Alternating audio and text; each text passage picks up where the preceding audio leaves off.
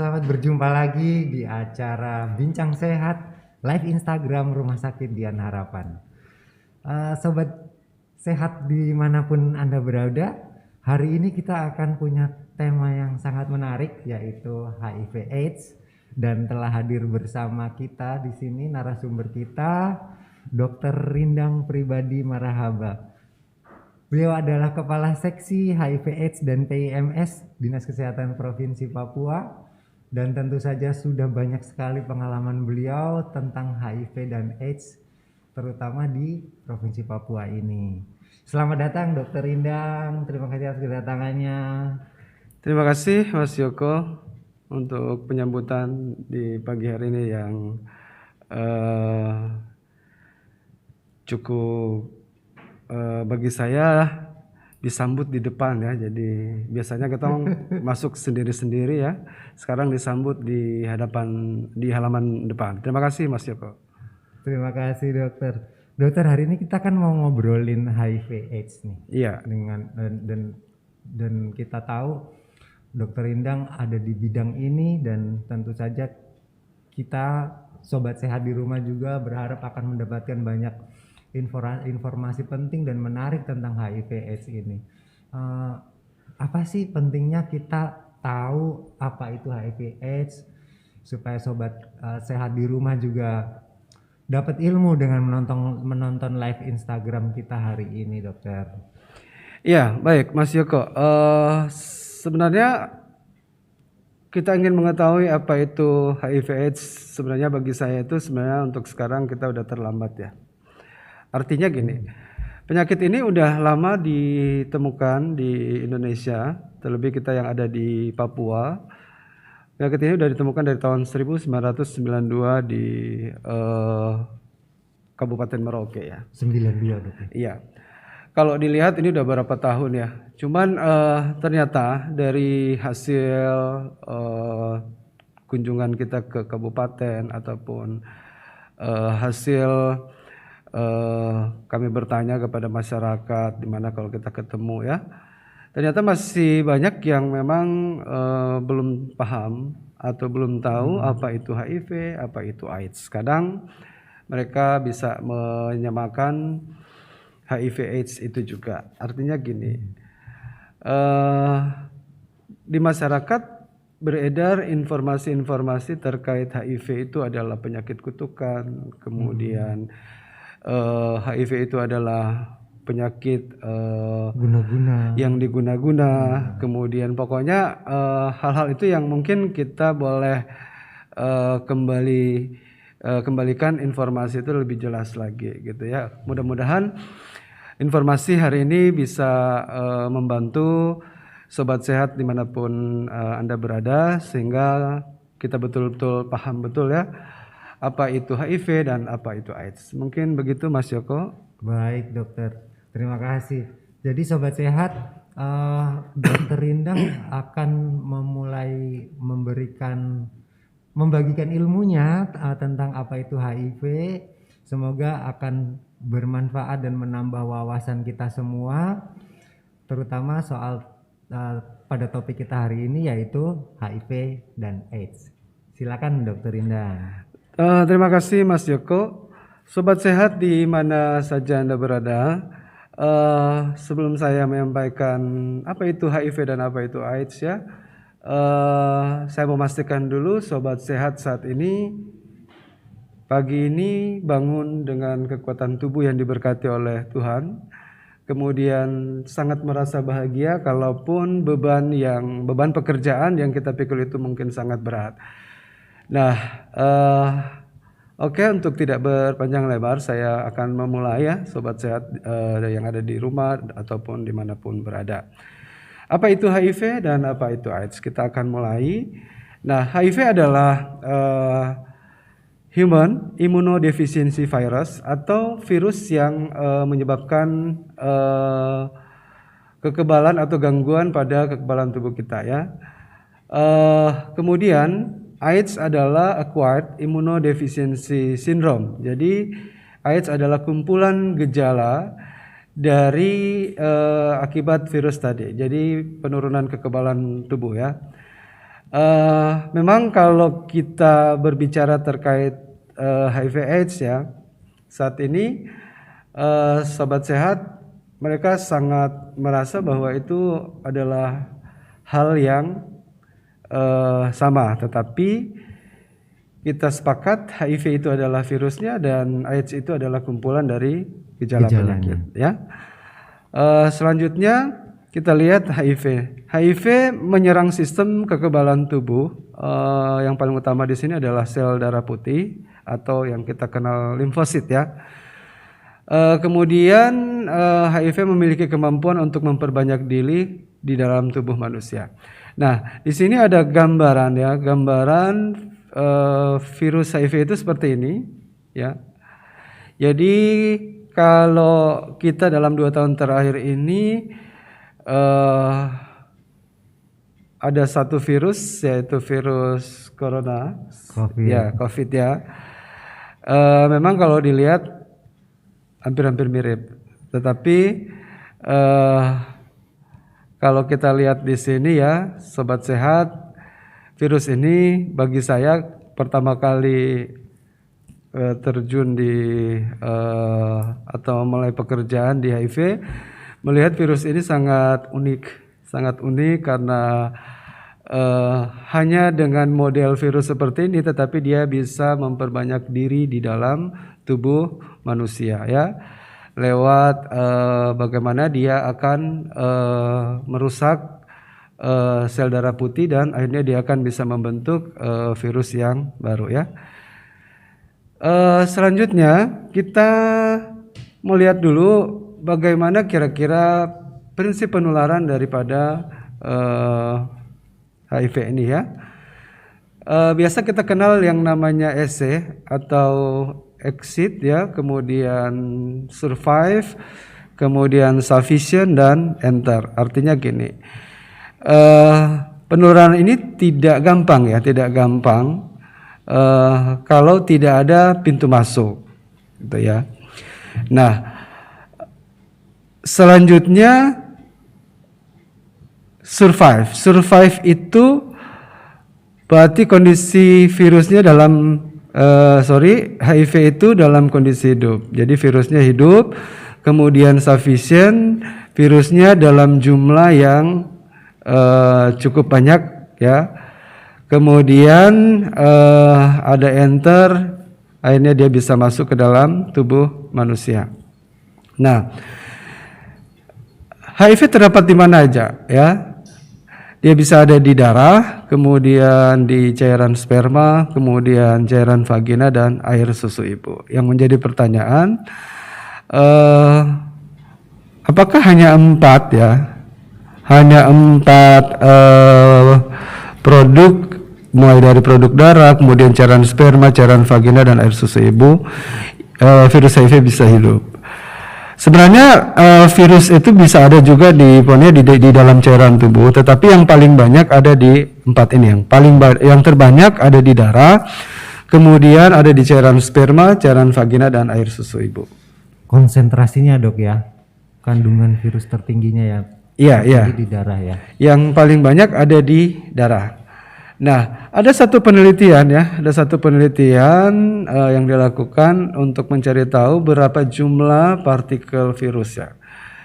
Kalau di darah itu ada sekitar 18.000. Jadi dalam 1 mililiter ada sekitar 18.000. Kemudian di semen atau cairan sperma ini ya ada 11.000. Kemudian di cairan vagina dalam 1 mililiter ada 7.000. Selanjutnya di cairan amnion atau cairan ketuban itu ada sekitar 4.000. Jadi dalam 1 mililiter ada 4.000 partikel virus. Kemudian di saliva atau di ludah ya, air ludah itu hanya ada 1. Ya, 1 partikel. Ini adalah sebuah penelitian. Oleh karena itu ya, kalau saat ini kita menghadapi banyak masalah menurut saya ya. Atas ketidaktahuan dari masyarakat terkait dengan bagaimana penularan daripada HIV ya. kemudian di mana saja yang virus HIV itu berada gitu. Jadi secara keseluruhan virus HIV itu terbanyak ada di darah ya, di darah. Nah, ada beberapa informasi yang saya dengar bahwa HIV itu bisa masuk misalnya lewat kalau misalnya kita pakai gunting kuku bersamaan, kemudian ada yang menggunakan sikat gigi dan cukur ya, alat cukur. Nah, sebenarnya bisa aja, tetapi itu kan sangat kecil. Nah, kalau kita lihat dari penelitian ini, dalam 1 mililiter cairan tubuh jumlah partikel virusnya sebanyak, misalnya di darah kayak tadi 18.000. Ya. Nah, kemudian di air ketuban ada 4.000.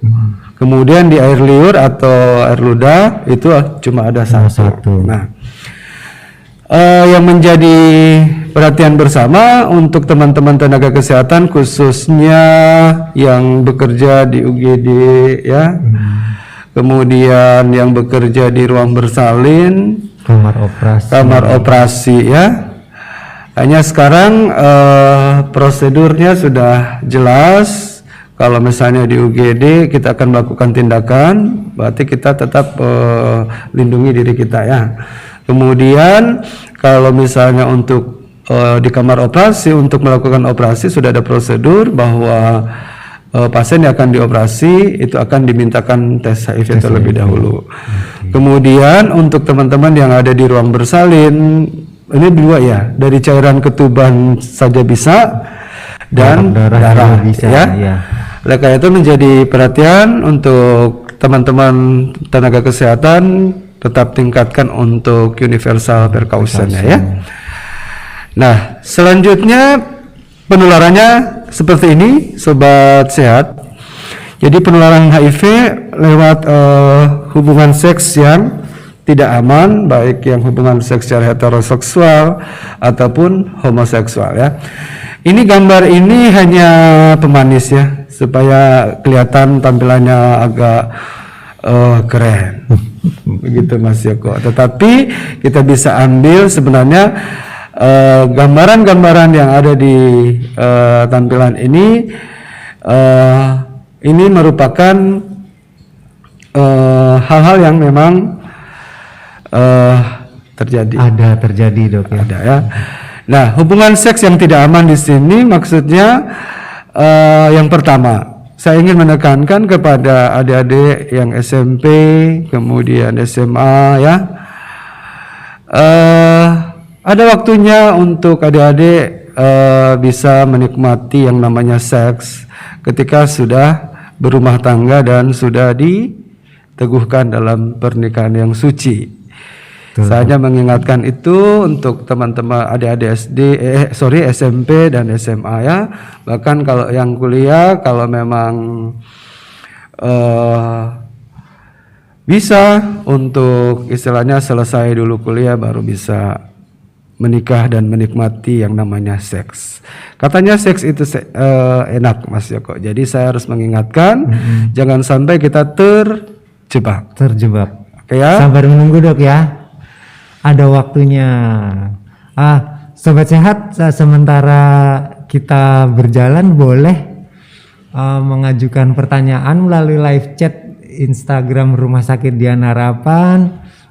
Setiap pertanyaan yang muncul akan sebisa mungkin akan dijawab oleh narasumber kita. Silakan dilanjutkan dokter. Oke Mas Joko. Jadi saya ingatkan lagi terkait dengan hubungan seks yang tidak aman, artinya hubungan seks yang memang dilakukan sangat beresiko. Saya menekankan kepada sobat sehat yang masih muda-muda ya, yang belum menikah, untuk tidak berganti-ganti pasangan seksual. Ya, dalam artian kita kan tidak tahu pasangan seksual itu dia sudah terbebas dari HIV atau kata lain dia aman untuk HIV-nya atau ternyata ada virus HIV di dalam tubuhnya. Paling kurang menggunakan kondom ya untuk jika memang sudah tidak tahan. Kenapa Mas Joko saya bilang? Karena ternyata hal yang satu ini yang dari hasil tanya jawab ketika misalnya di layanan ya, ternyata memang terjebak mereka. Jadi mereka merasa bahwa hubungan seks yang mereka lakukan itu adalah aman. Ternyata tidak aman. Pada intinya perilaku seks yang aman adalah perilaku seks yang dilakukan oleh pasangan suami istri yang sah.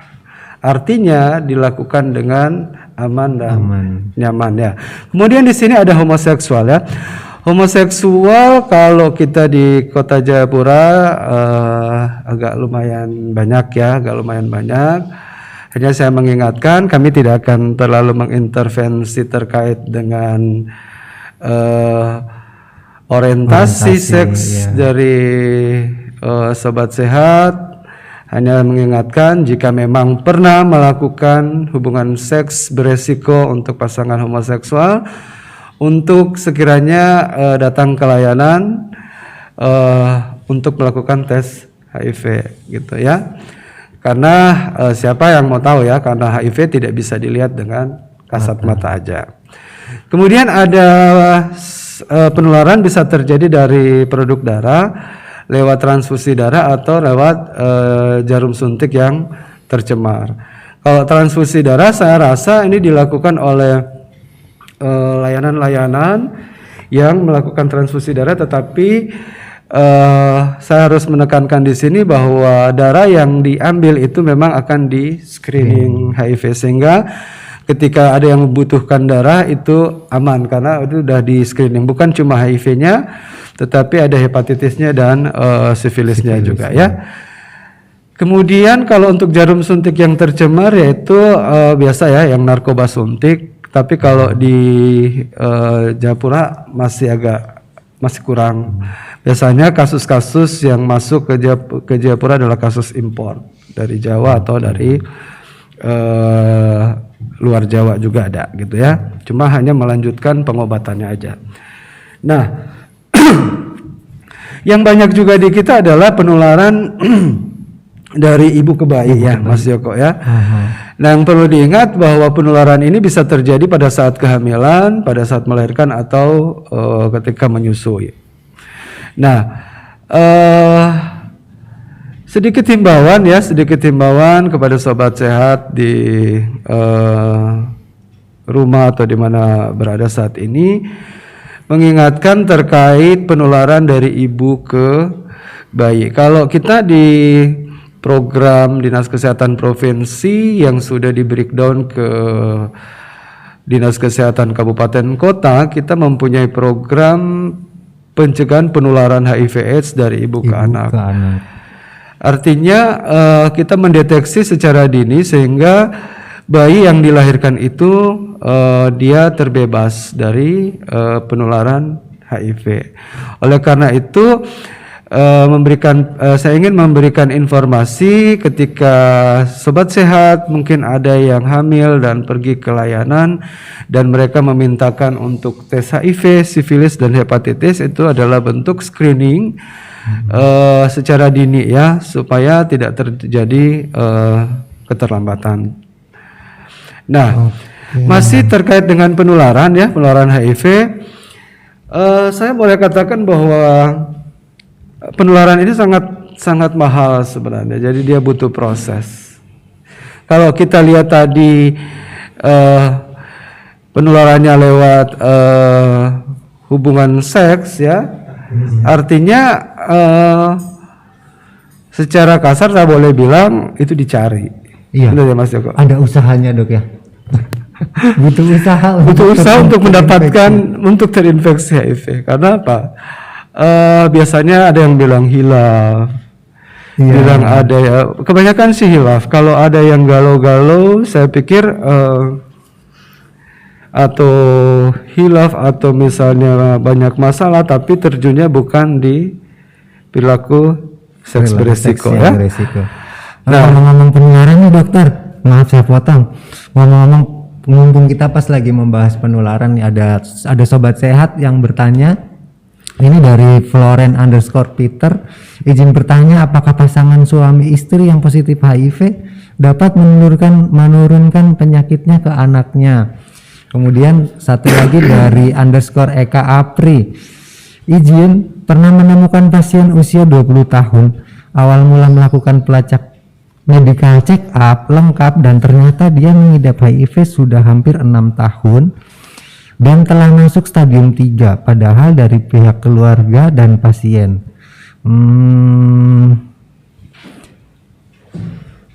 Pertanyaan pertama dari sobat Floren cukup jelas ya, apakah pasangan suami istri yang positif HIV dapat menurunkan penyakit ke anaknya? Saya rasa bisa dibantu jawab Dokter Indang.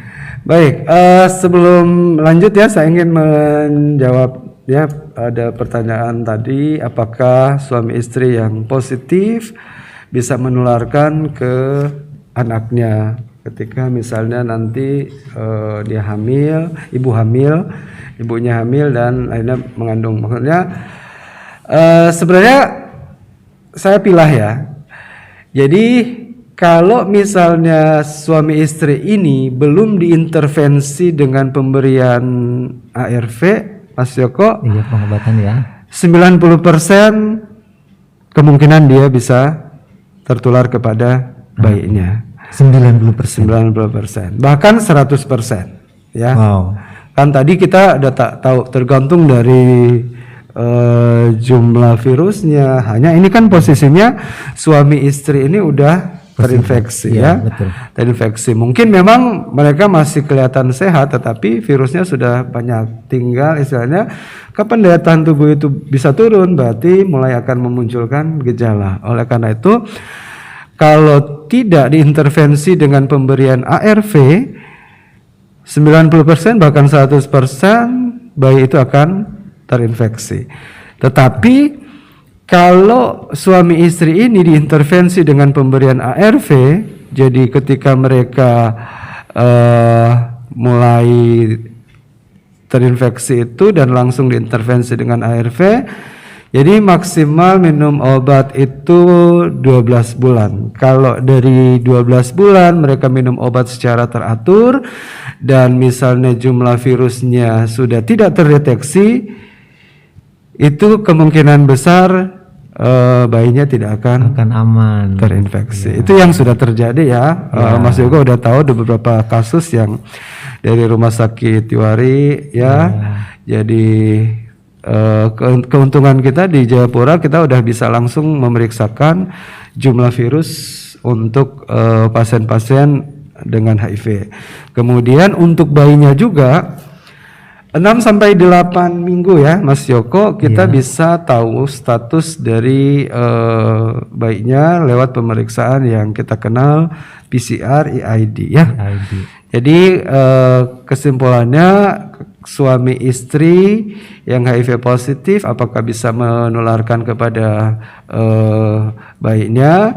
Bisa tertular apabila suami istri ini tidak diintervensi dengan ARV. Tetapi kalau misalnya suami istri diintervensi dengan ARV, maksimal 12 bulan ya retensi airnya. Jadi tidak putus, kemungkinan besar bayi itu tidak terinfeksi. Sebenarnya ada satu hal yang ingin saya sampaikan Mas Joko. Ya, yang memang sekarang menjadi menjadi dilema. Jadi ada yang bilang akan HIV itu atau HIV/AIDS itu belum ada obatnya. Ya. Saya ingin menyampaikan ya Mas Joko bahwa HIV/AIDS itu ada obatnya, yaitu ARV. Nah, sekarang kita samakan persepsi, kita akan merubah bahwa HIV itu adalah penyakit kronik yang bisa dikelola. Penyakit kronik yang bisa dikelola. Artinya penyakit yang lama bisa dikelola. Bisa dikelola, bisa dimanajemen. Jadi kalau anggapan di luar sana HIV AIDS itu tidak ada obatnya, itu anggapan yang keliru ya dokter ya. Itu sangat keliru. Ada obatnya sangat teman-teman keliru, sobat sehat. Obatnya adalah ARV. Dan kita di Provinsi Papua dan di Indonesia pada umumnya dok ya, ARV tersedia di layanan-layanan kesehatan secara gratis. Ada satu pertanyaan lagi dokter. Ini dari Vita_Kudus. Ini langsung nih direct sebut dokter Rindang. Dokter Rindang ingin mengajukan pertanyaan. Apakah memang reagen 3 tidak banyak tersedianya? Atau memang kasus kita yang naik ya dok? Pasca peningkatan COVID. Ini dari teman kita tenaga kesehatan dokter. Baik. Untuk menjawab itu pertanyaan yang sangat bagus. Sebenarnya reagen kita itu udah dalam hitungan yang cukup sebenarnya di tahun 2022. Hanya memang karena hanya ingin menyatukan persepsi dulu dari cara pemeriksaan. Ada berbagai permasalahan yang muncul adalah algoritma kita kan ada yang berubah Mas Joko untuk pemeriksaan algoritma tesnya ya. Algoritma tesnya sehingga untuk reagen saat ini pun di beberapa layanan memang ada yang kosong, tetapi Kementerian Kesehatan akan menyanggupi untuk pemenuhannya sampai di bulan Desember. Jadi mudah-mudahan hal ini memang tidak akan terjadi seperti tahun kemarin yang memang bablas Mas Joko ya. Semoga tidak. Oke. Tetapi cukup kok, cukup. Aman. Jadi sobat Vita_Kudus jangan khawatir, stok kita cukup dan testing kita bisa berjalan sesuai dengan algoritma. Boleh dilanjutkan dokter? Kita sampai di penularan tadi ya? Iya. Sampai di penularan sambil berjalan. Sobat sehat yang ingin bertanya silakan live chat.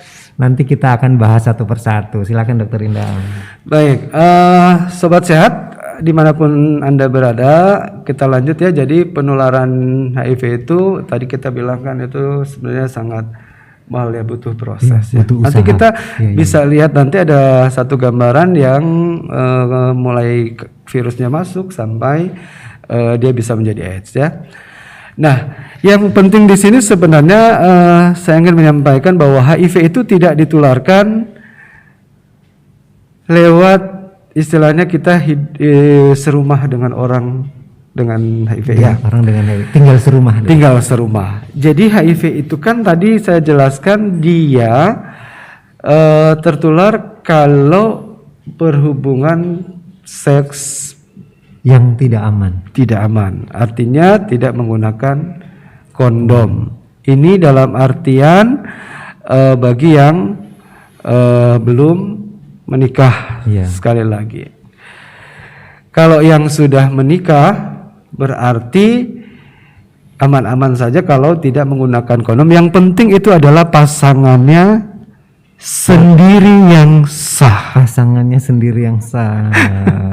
Bener ya? Dok, ya. Karena sekarang kan banyak yang ngaku-ngaku juga Mas Joko. Tinggal di kos-kosan dan mengaku suami istri. Tapi kalau dicek ternyata belum. Maaf ya sobat sehat juga agak menyimpang dikit obrolan kita. Tetapi intinya gini, kalau misalnya di rumah kita ada orang dengan HIV, kita tahu keluarga kita atau anggota keluarga kita ada yang HIV, enggak masalah ya. Mereka ada di rumah, mereka tidak akan semudah itu menularkan HIV. Selanjutnya kita berenang bersama ya. Kita kalau berenang bersama dengan orang dengan HIV itu pun tidak masalah ya. Selanjutnya berjabat tangan, kemudian makan bersama ya, kemudian berpelukan dan berciuman. Itu tidak menularkan HIV sobat sehat. Itu adalah aktivitas-aktivitas yang aman. Oke, tetapi di sini kayaknya ada yang berpikir kok itu berciuman kan nanti ada. Iya, tadi dibilang ada di air liur, ada dokter. Oke ya. Sobat sehat kan kalau misalnya mau berciuman, apakah akan keluar air liur 1 ml gitu? Kan nggak mungkin ya Mas Joko. Orang kalau cuma ya sopan ya. Kalaupun cuman yang orang bilang cuman yang karena kangen dan sayang, tapi kan air liurnya tidak akan sampai 1 ml. Kalau penelitian tadi di air liur itu atau saliva itu ada dalam 1 ml ada 1 partikel virus. 1 partikel virus dalam 1 ml, dan kita nggak tular tidak over-overan air liur kan dok ya? Jadi begitu ya sobat sehat, jadi cuman tidak ya. Untuk penekanan di sini sebenarnya Mas Joko, dengan hal-hal ini kita akan tahu bahwa teman-teman ODIF memang butuh support dari keluarga ataupun teman-teman. Jadi apa yang mereka lakukan misalnya di rumah, ruang gerak mereka di rumah itu jangan dibatasi ya. Karena mereka tidak akan menularkan virus seperti yang ada dalam tampilan ini ya, sobat muda, apalagi yang sobat tua ya. Sobat tua biasanya kalau melihat begitu malu kalau anggota keluarganya ada yang HIV, nanti dibilang adalah kutukan dan lain-lain sebagainya ya. Saya pikir ini jelas ya Mas Joko, HIV tidak ditularkan ya melalui berjabat tangan. Sekali lagi saya penekanan di sini, makan bersama, berenang, berpelukan, berciuman ataupun hidup serumah ya. Satu rumah aman ya dokter. Dan 1 ada gigitan nyamuk. Gigitan nyamuk tidak menularkan HIV. Sekali lagi gigitan nyamuk tidak menularkan HIV. Gitu. Jadi kalau misalnya di rumah ada yang HIV tidak perlu takut ya. Sekali lagi kita ingat bahwa virus HIV, kembali lagi, virus HIV adalah virus yang hidup di tubuh manusia. Betul. Menggunakan jamban bersama, jadi itu tidak pun menularkan HIV. Begitu. Oke dokter. Selanjutnya sebenarnya HIV itu dapat dicegah ya, dapat dicegah dengan yang pertama adalah berperilaku seks yang aman. Artinya di sini ada ABC. Sorry. A itu adalah abstinensia, B itu adalah be faithful, dan C itu adalah kondom. Abstinensia. Ya. Abstinensia jadi istilahnya tidak melakukan hubungan seks. Sebelum menikah. Ya. Sah terhadap negara dan sah terhadap agama. Saya selalu menekankan itu. Be faithful itu adalah saling setia. Setia dalam arti yang benar, bukan segala tikungan ada. Setia. Kondom ini penekanan bukan digunakan untuk yang masih berpacaran dan akan coba-coba menikmati seks ya. Jadi ini jelas ya Mas Joko, perilaku seks yang aman ini kita ada yang namanya A, B, C. Kemudian tidak berbagi alat suntik. Mudah-mudahan sobat muda, sobat sehat yang ada di Jayapura bisa memahami ini ya. Jangan sampai ya kita lakukan suntik narkoba atau misalnya berbagi jarum suntik. Kemudian screening darah donor, saya yakin ini dilakukan dengan prosedur ya di rumah sakit ataupun di PMI dan di mana ada bank-bank darah ya. Kemudian program pencegahan penularan HIV dari ibu ke anak ini memang sudah dilakukan di layanan-layanan baik puskesmas dan klinik dan rumah sakit. Selanjutnya yang paling menjadi catatan di sini adalah kewaspadaan standar pada tenaga kesehatan. Karena saya ingatkan teman-teman tenaga kesehatan, kalau capek tolong istirahat ya. Nanti dong bilang, aduh dokter bicara gampang, tapi ini sudah double pekerjaan. Saya cuma mengingatkan, kita punya kekuatan dan kemampuan itu terbatas, sehingga kalau misalnya kita capek dan masih bekerja pasti banyak error-error yang akan jadi. Mulai dari misalnya mulai misalnya mau pasang infus ya, pasang infus kita tidak tahu kan klien kita, pasien kita ternyata HIV. Kalau misalnya kita tidak pakai handskun atau misalnya pakai handskun dan tiba-tiba karena ngantuk, capek dan tertusuk di tangan, akhirnya membuat satu permasalahan lagi. Ya. Selanjutnya sobat sehat ya. Ini adalah gambaran bagaimana tadi penularan HIV. Jadi ada yang orang dengan HIV, ini gambaran ya, ini misalnya dimisalkan ini adalah orang dengan HIV dan ini adalah orang sehat. Yang tadi saya bilang bagaimana kalau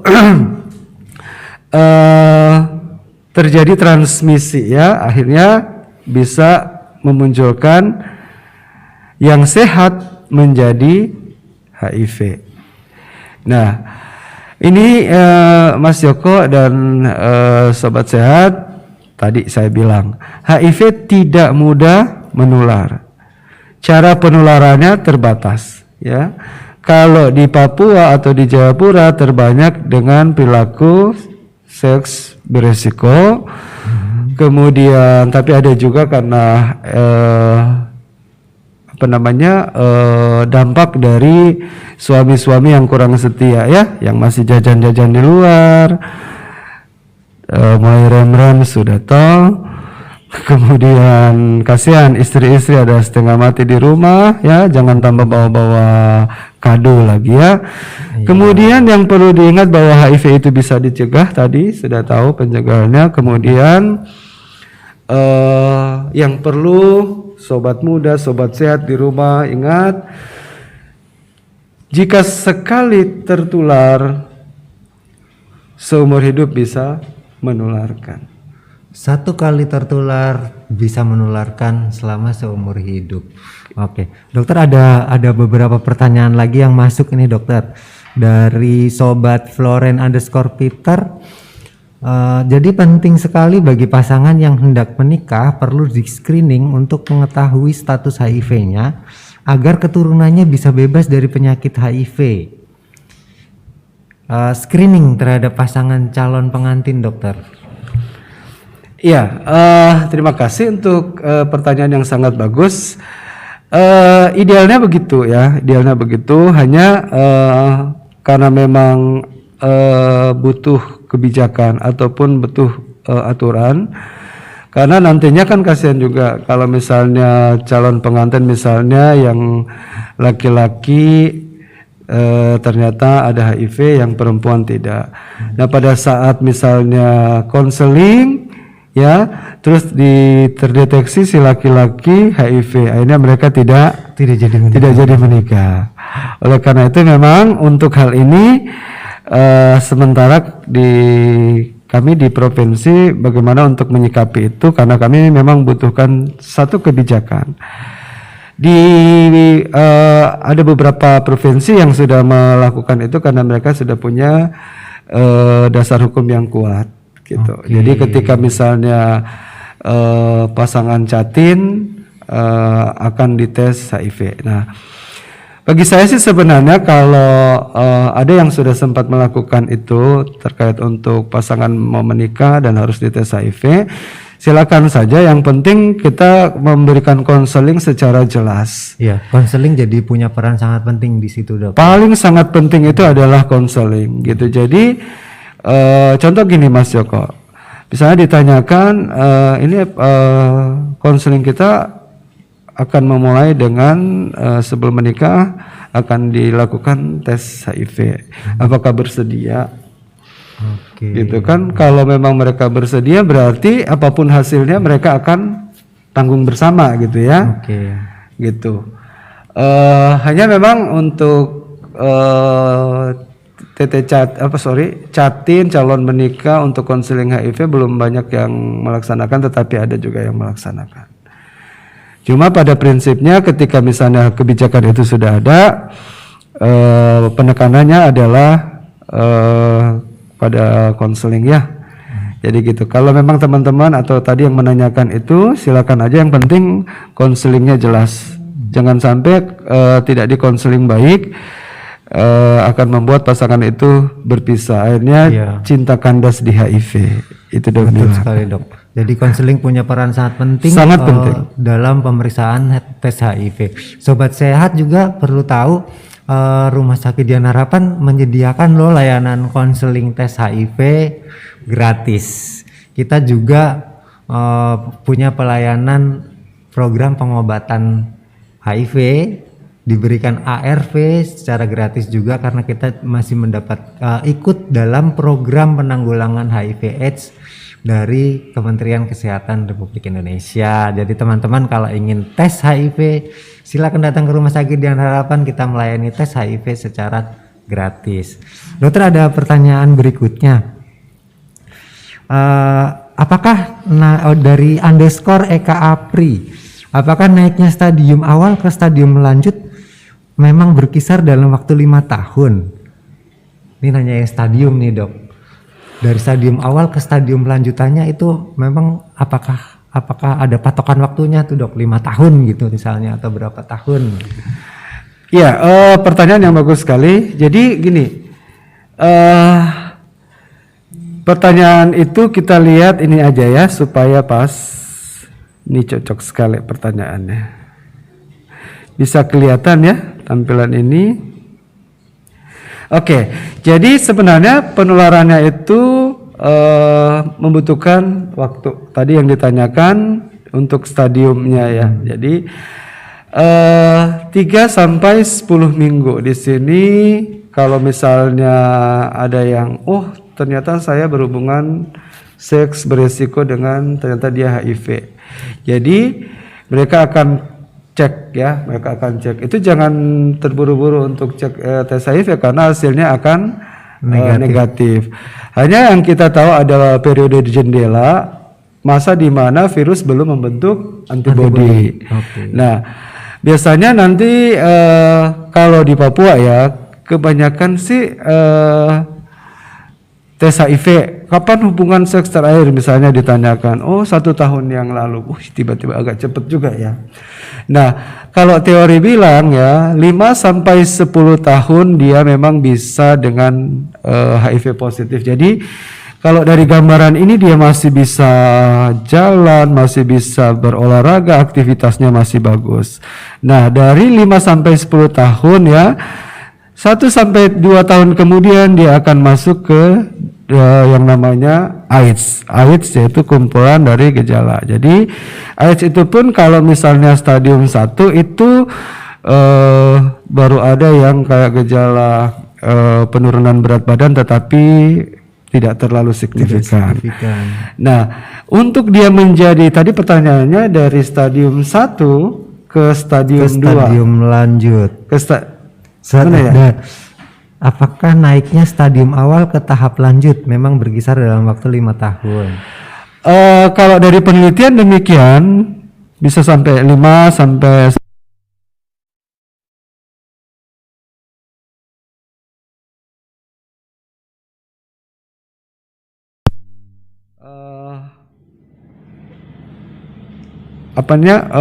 berubahnya gitu. Jadi istilahnya sebenarnya kita tidak mengenal dini dan lanjut. Kalau di HIV/AIDS itu yang dikenal adalah stadium 1, 2, 3 dan stadium 4 ya. Gitu. Oke. Begitu ya Sobat Eka Apri. Sebelum kita lanjut lagi, ada beberapa quote yang menarik untuk kita bahas ini dokter dari Sobat Sehat. Ada quote dari Sobat Vita_Kudus. Jadi HIV itu penyakit yang setia pada penderitanya, tapi didapatkan dari perilaku yang tidak setia ya dok. Betul. Quote yang sangat menarik dokter. Ya, saya setuju. Ya. Quote berikutnya ini dari Sobat Michael Rian Papua. Ada yang bilang penyakit Suwangi gitu ya. Itu tadi sempat kita bahas bagaimana HIV/AIDS ini seperti dibilang dokter Indang tadi ya, bukan akibat Suwangi ataupun kutukan. Kemudian dari Sobat Marion Moon, izin dokter mau bertanya, kira-kira ada dasar hukum untuk pencari kerja yang sudah terlanjur terinfeksi virus HIV/AIDS, apakah mereka bisa berhak diterima atau tidak? Lalu dari Sobat Ance 12065, banyak di pasaran yang menjual obat-obatan yang diklaim bisa menyembuhkan HIV. Bagaimana cara pengendaliannya? Iya, yang pertanyaan itu dulu. Yang pertama dasar hukum dok ya. Dasar hukum untuk pencari kerja yang sudah terlanjur terinfeksi HIV, apakah mereka berhak untuk diterima atau tidak? Baik, Sobat Sehat, sebenarnya ada dasar hukumnya ya. Karena memang kita di Papua beberapa waktu kemarin sempat juga ya. Jadi mereka akan daftar satu pekerjaan dan akhirnya minta dibubuhkan, syaratnya adalah tes HIV ya, tes HIV. Sebenarnya ada di undang-undang tenaga kerja, saya tidak hafal, saya coba nanti sambil nyari. Ada itu ya, jadi diatur gitu. Sebenarnya yang memiliki perusahaan ya, yang memiliki perusahaan, karena memang setahu saya undang-undang itu kalau misalnya ada yang baru berarti itu dicabut dulu kan. Jadi bagi saya itu masih berlaku undang-undang tenaga kerja itu ini kayaknya ya. Jadi kalau misalnya yang mempunyai perusahaan atau yang mempunyai pekerjaan itu, mereka kalau mendapatkan karyawan mereka HIV, malah mereka harus support. Jadi harus disupport. Ini ada keputusan Menteri Tenaga Kerja dan Transmigrasi. Ini adalah petunjuk teknis tentang pencegahan dan penanggulangan HIV/AIDS ya. Ini keputusan Menteri Tenaga Kerja nomor 68 tahun 2004 ya, 2004. Nanti Mas Yoko saya share, siapa tahu ada yang mau minta ya, sehingga mengingatkan aja kepada perusahaan ataupun yang memiliki ladang pekerjaan, jika memang akan menjadi syarat HIV itu, tetapi ketika dia pun hasilnya reaktif, karyawan itu tetap harus dipekerjakan. Karena saya ingin sedikit membagi, orang dengan HIV itu tidak selamanya mereka membutuhkan pertolongan orang lain. Buktinya, Mas Joko di Dian Harapan kan sangat jelas, betul, bahwa orang dengan HIV yang minum ARV rutin mereka kelihatan lebih sehat dari kita orang yang tidak terinfeksi HIV yang sehat. Betul. Mereka sangat mandiri dok. Tidak menghalangi karir apapun yang mereka punya. Masih ada dokter dari Sobat Taat Calvin, betulkah suplemen bisa menggantikan obat virus HIV, dokter? Ini yang lagi marak kali ya. Betul sekali. Suplemen tidak menjamin virus itu bisa hilang di dalam, virus HIV itu bisa hilang di dalam tubuh orang yang terinfeksi HIV. Yang bisa menyelesaikan itu adalah ARV. Jelas bahwa ARV itu adalah dia akan menekan jumlah virus. Buktinya adalah ketika misalnya dia minum obat secara teratur 1 tahun saja, 6 bulan saja ya. Iya betul. Itu jumlah virusnya itu sudah tersupresi. Artinya kalau dalam program kita dia udah kurang dari 1000. Apalagi kalau dia 1 tahun. Yang penting minum secara teratur. Nah, kesimpulannya di sini, suplemen apapun tidak akan membuat jumlah virus itu berkurang. Mungkin daya tahan tubuh akan meningkat, tetapi tidak akan membuat jumlah virus itu berkurang. Oke, dokter. Hal positif sebenarnya dari pertanyaan ini adalah mengingatkan sobat sehat di rumah ataupun dimanapun berada, ketika kita HIV, yang kita cari adalah layanan kesehatan yang bisa memberikan akses ARV, kemudian yang bisa membantu bagaimana kita akan mencari tahu jumlah virus atau yang kita bilang viral load. gitu Mas Joko. Jadi itu sekaligus menjawab pertanyaan dari Sobat Ance 12069 ya. Oh iya.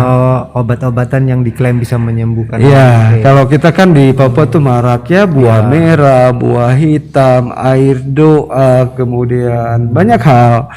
Saya ingin menyampaikan untuk penanya ya bahwa hal yang kami lakukan selama ini adalah tetap memberikan penguatan kepada kabupaten kota, di mana hanya ada satu pilihan yaitu ARV untuk kita bisa menyelesaikan masalah HIV. Karena dengan minum ARV jumlah virus nanti tidak terdeteksi. Cuma memang pasti ada yang tanya, berarti tidak sembuh dong? Benar ya? Itu pertanyaan yang banyak. Iya, Oke. Jadi ingin menjelaskan di sini minum ARV secara teratur sampai jumlah virus itu tidak terdeteksi. Artinya jumlah virus itu diperiksa dengan satu mesin, dan mesin itu hanya bisa membaca, kalau saya tidak salah, kurang dari 40 ya kopis. Kurang dari 40 kopi. Oleh karena itu diharapkan untuk sobat sehat ya, kita jangan mudah tergiur dengan ramuan-ramuan yang ada di luar. Malah itu akan memperberat fungsi hati ya, memperberat fungsi hati, bahkan fungsi ginjal yang awalnya orang dengan HIV itu tidak mempunyai masalah di HIV, di ginjal ataupun di liver. Ketika mengkonsumsi yang namanya herbal yang tidak diakui oleh Badan POM, itu akan membuat banyak masalah gitu. Akhirnya malah menimbulkan masalah-masalah baru, Dok ya. Jadi sobat sehat dimanapun berada, sampai dengan sekarang yang jelas terbukti bisa mengendalikan HIV itu adalah ARV, dan bisa didapatkan di layanan-layanan kesehatan secara gratis, Dok ya. Masih ada pertanyaan lagi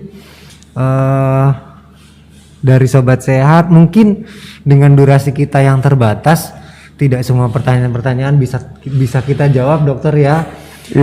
Sobat sehat tetap bisa mengakses informasi dengan di sumber-sumber informasi yang terpercaya, atau silakan misalnya ingin datang ke layanan-layanan kesehatan yang punya pelayanan testing HIV dengan konselingnya.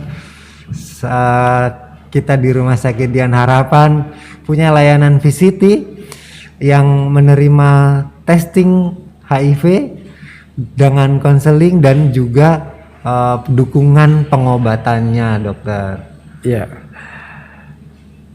Izin Mas Joko, silakan. sebenarnya ada hal penting juga, ini memang ada di slide yang terakhir ya. Oke, dokter, silakan dokter.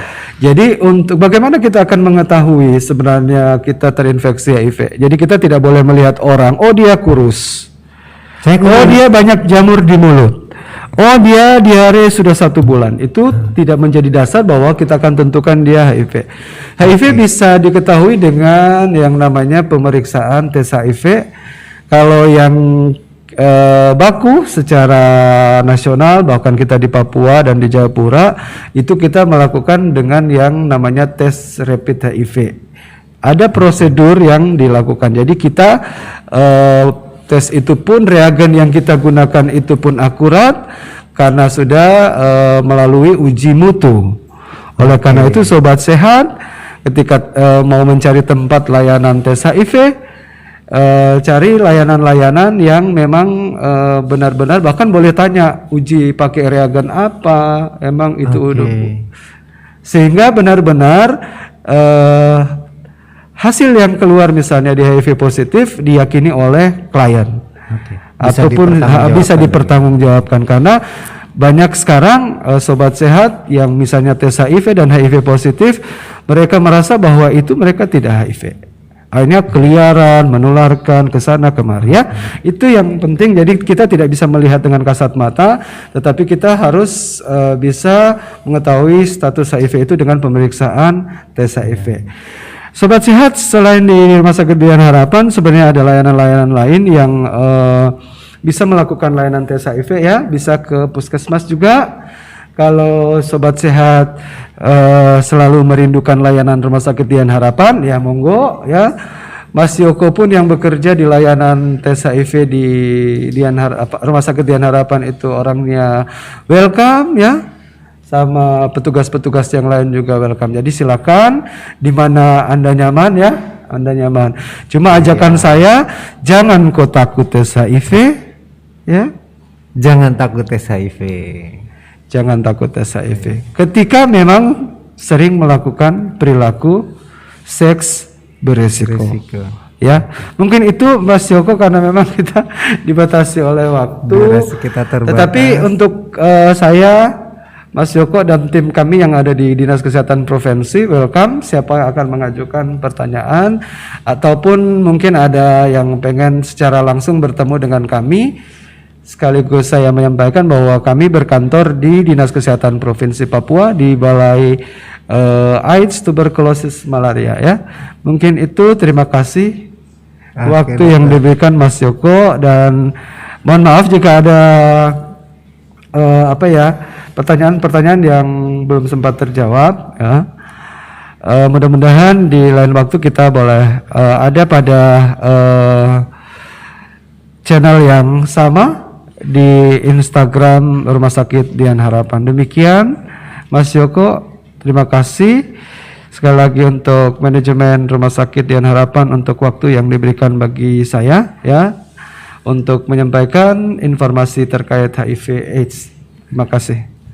Baik, terima kasih Dokter Indang. Kami juga mengucapkan banyak sekali terima kasih untuk memberikan waktu dan berbagi ilmu melalui live Instagram Rumah Sakit Dian Harapan ini. Semoga ilmu yang dibagikan bermanfaat bagi kita semua, bagi sobat sehat dimanapun berada. Lain waktu mudah-mudahan kita masih bisa membahas lagi topik yang menarik ini, dokter. Topik ini menurut saya menarik dan banyak memunculkan tanggapan dari sobat sehat semua di sana. Saya rasa begitu, sobat sehat semua dimanapun berada.